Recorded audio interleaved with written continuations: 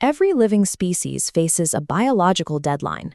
To survive, an organism produces offspring similar to itself through reproduction, ensuring continuity of its genetic line. While the goal is to maintain the species, the process of copying genetic information creates small differences, variations, which provide the raw material for evolution. To make this happen, the body runs coordinated microscopic steps. It begins with RNA and protein synthesis, followed by DNA replication and cell division. These events are the necessary foundation for forming the reproductive units known as gametes. Different organisms approach this process with different strategies. Notice this margin note. Some lay eggs, those are oviparous, while others give live birth, known as viviparous. Depending on the species, fertilization can happen externally in the environment or inside the female body. Humans are viviparous and utilize internal fertilization. This approach requires two different structures, a male reproductive system and a female reproductive system, each specialized to perform a specific role in the process. This vertical flowchart maps the chronological timeline of human reproduction. First, the bodies manufacture the raw materials, gametes, during gametogenesis. Only then can insemination transfer sperm to the female tract for fertilization. Once a zygote forms, it implants in the uterus, develops during gestation, and the process concludes with parturition, or birth. Students often mix up this sequence during exams.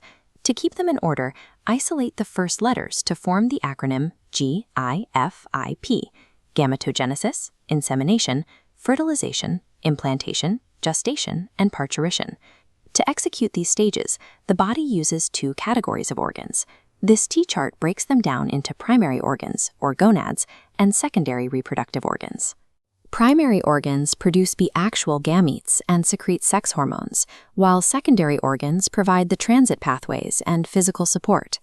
You can remember these functions using the GHS rule.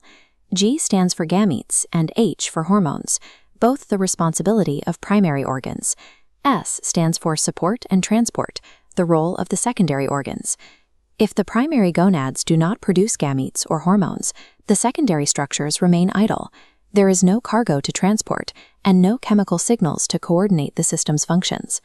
In the male system, the primary organ is the testis.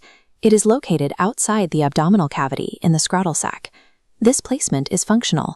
Sperm production requires a specific thermal environment, and the scrotum maintains a temperature 2 to 2.5 degrees Celsius lower than the rest of the body. If we zoom inside the testis, we see a structured biological factory. This cross-section shows how the space is divided into roughly 250 testicular lobules. Packed inside each lobule are 1 to 3 highly coiled seminiferous tubules. Inside these tubules, there is a clear division of labor. Germ cells divide to produce the sperms. Sertoli cells act as the support staff, providing nourishment to those developing cells. Outside the tubules, in the interstitial spaces, the Leydig cells secrete the hormone testosterone. Sperm production is an energy-intensive and temperature-sensitive process. It succeeds because the microarchitecture isolates these tasks. Leydig cells handle hormonal regulation, germ cells manage production, and Sertoli cells provide the necessary nutrients. Before we continue, let's test your memory. Pause the video and try to list the sequence of ducts a sperm must travel through to exit the body, starting from the tubules and ending at the penis. Here is the correct pathway. Sperms leave the seminiferous tubules and move into the rete testis. From there, they travel through the vasa efferentia, enter the epididymis for storage, and then move through the vas deferens to the urethra. To remember this sequence, use the acronyms TEVSUPP and SLATEP. These help you link the specific anatomical terms, like the testis, epididymis, and vas deferens, to their correct positions in the exit route.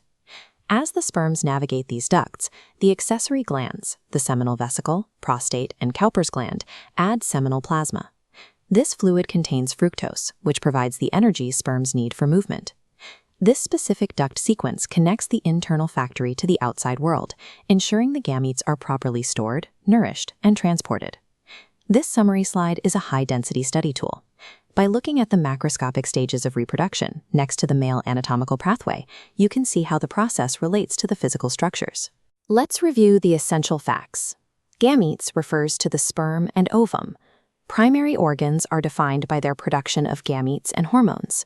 Each testis contains 250 lobules, and the fructose in seminal fluid is the primary energy source for sperm. During an exam, the volume of terminology can be overwhelming. Relying on the GIFIP sequence, the GHS rule, and the SLATEP acronym allows you to reconstruct the biological timeline and anatomical pathways for memory.